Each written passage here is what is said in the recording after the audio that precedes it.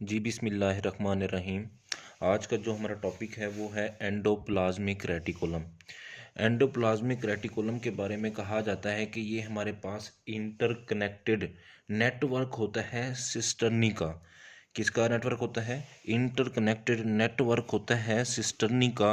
अब ये जो नेटवर्क होता है ये पूरे सेल के अंदर फैला होता है। अब कहाँ से फैला होता है बेटा? याद रखना है, ये एमसीक्यूज आता है।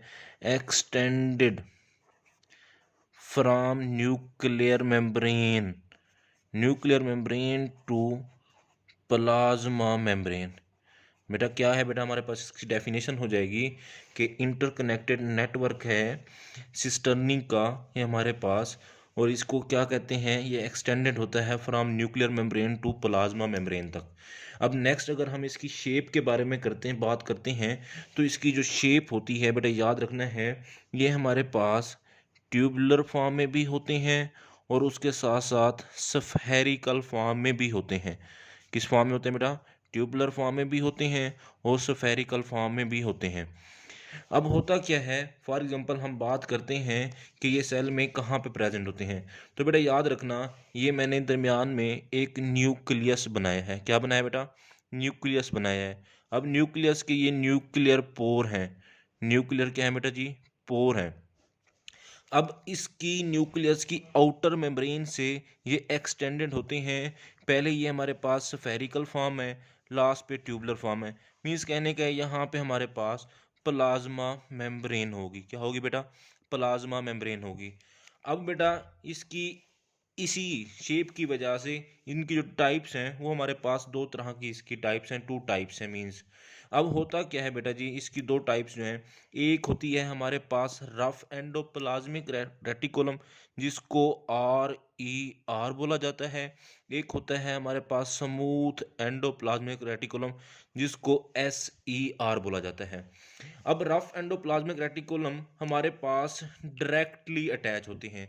तो यहाँ पे एमसीक्यूज आता है, which type of endoplasmic reticulum is directly attach to the outer membrane of nucleus. तो बेटा याद रखना, ये हमारे पास जो है वो डायरेक्टली अटैच होते हैं न्यूक्लियर मेम्ब्रेन तक। न्यूक्लियर मेम्ब्रेन से directly attach to nuclear membrane. ठीक हो गया बेटा? फिर बेटा इनको रफ क्यों बोला जाता है? तो बेटा याद रखना, क्योंकि इसके ऊपर रेबोसोम्स अटैच होते हैं। क्या होते हैं बेटा? रेबोसोम्स अटैच होते हैं। लाइक जिस तरह मैंने कहा है कि ये हमारे पास आउटर मेम्ब्रेन है, आउटर मेम्ब्रेन से ये हमारे पास रफ एंडोप्लाज्मिक रेटिकुलम शुरू हो जाते हैं, और इनके ऊपर ये जो मैंने ब्लू कलर से छोटे छोटे ये तिनके बना दिए हैं, टाइनी टाइनी मालिक्यूल्स होते हैं, सब यूनिट्स होते हैं रेबोसोम्स। ये हमारे पास क्या हो गए बेटा? रेबोसोम्स अटैच हैं। अब रेबोसोम्स अटैच हैं तो इनका फंक्शन क्या होगा बेटा? ये हेल्प करते हैं प्रोटीन सिंथेसिस के अंदर। क्या करते हैं बेटा? हेल्प करते हैं प्रोटीन सिंथेसिस के अंदर। अब आप लोगों को पता है प्रोटीन सिंथेसिस किन सेल्स के अंदर मोस्टली होती है? मीन्स के जहाँ पे एंजाइम वगैरह, तो हम कहते हैं कि ये लिवर के अंदर, पंक्रियाज वगैरह सेल्स के अंदर मोस्टली प्रेजेंट होते हैं रफ एंडोप्लाज्मिक रेटिकुलम। मीन्स के जिस सेल्स के अंदर प्रोटीन वगैरह की सिंथेसिस ज़्यादा होगी उनके अंदर rough endoplasmic reticulum mostly present होंगे।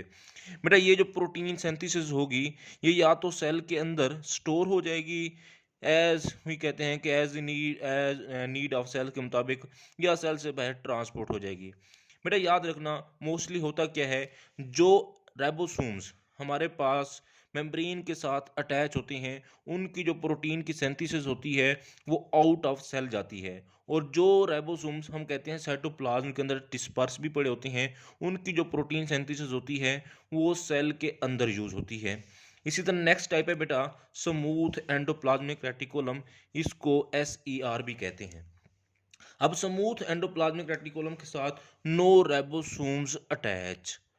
अब ये रेबोसोम्स के बगैर वाले होते हैं, ये जो एंड पे मैंने बनाए हैं ये ट्यूबुलर फॉर्म में होते हैं। ये स्फेरिकल फॉर्म में हो गए, ये ट्यूबुलर फॉर्म में होते हैं। तो बेटा ये हमारे पास हम कहते हैं वो डायरेक्टली अटैच थे न्यूक्लियर मेम्ब्रेन के साथ, आउटर मेम्ब्रेन के साथ। ये डायरेक्टली अटैच नहीं होते न्यूक्लियर की आउटर मेम्ब्रेन के साथ। फिर मैंने कहा कि ये हमारे पास ट्यूबुलर फॉर्म में होते हैं, तो ये हमारे पास ट्यूबुलर फॉर्म में होते हैं। तो बेटा याद रखना, अब इनका फंक्शन क्या होता है? तो बेटा ये जो हमारे पास स्मूथ एंडोप्लाज्मिक रेटिकुलम होते हैं, इनका फंक्शंस जो है वो हमारे पास हम कहते हैं ग्लाइकोजन लिपिड की मेटाबॉलिज्म में भी होता है। मीन्स कि हम कहते हैं लिपिड्स की मेटाबॉलिज्म भी है, ग्लाइकोजन की मेटाबॉलिज्म भी है। ये डिटॉक्सिफिकेशन भी कराते हैं। क्या कराते हैं बेटा? ये हमारे पास डिटॉक्सिफिकेशन, क्या चीज़ बेटा? डिटॉक्सिफिकेशन ऑफ हार्मफुल, जो सेल को नुकसान पहुंचा रहे होते हैं, हार्मफुल ड्रग वगैरह जो होते हैं, उनकी डिटॉक्सिफिकेशन भी कराते हैं। फिर बेटा हम बात करते हैं ये ट्रांसमिशन ऑफ नर्व इम्पल्स। क्या बेटा जी? ट्रांसमिशन ऑफ नर्व इम्पल्स के अंदर भी बड़ा अहम किरदार अदा करते हैं। अब ये कौन से सेल्स के अंदर? बेटा ये मसल सेल के अंदर। कहाँ बेटा? मसल सेल्स के अंदर। इसके अलावा इनका एक और बड़ा अहम किरदार होता है ये इंट्रासेलुलर ट्रांसपोर्ट। मींस के सेल के अंदर इंट्रा सेलुलर ट्रांसपोर्ट के अंदर भी बड़ा अहम किरदार अदा करते हैं सेल के अंदर।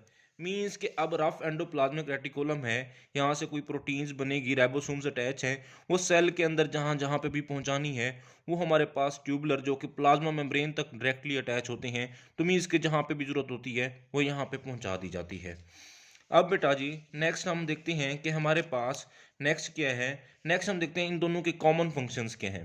तो बेटा इन दोनों के कॉमन फंक्शंस हम देखते हैं तो हम कहते हैं क्योंकि ये सेल के अंदर, पूरे सेल के अंदर डायरेक्टली अटैच होते हैं न्यूक्लियस से और हमारे पास किससे बेटा? प्लाज्मा मेम्ब्रेन से। तो हम कहते हैं कि ये मैकेनिकल सपोर्ट भी प्रोवाइड करते हैं इनकी डिस्पर्स की वजह से। फिर हम कहते हैं बेटा सेल्स के अंदर जो ट्रांसपोर्ट होती है उनके अंदर भी हेल्प आउट करते हैं इंट्रासेलुलर। अब यहाँ पे बात आती है कि ऑल ऑर्गेनेलीज फॉर्म्ड, मींस कि तमाम की तमाम ऑर्गेनेलीज जो है इन रफ एंडोप्लाज्मिक रेटिकुलम से बनाई जा सकती हैं एक्सेप्ट मेटोकॉन्ड्रिया और क्लोरोप्लास्ट। एक्सेप्ट मेटोकॉन्ड्रिया और क्लोरोप्लास्ट मींस कि इन दो के अलावा।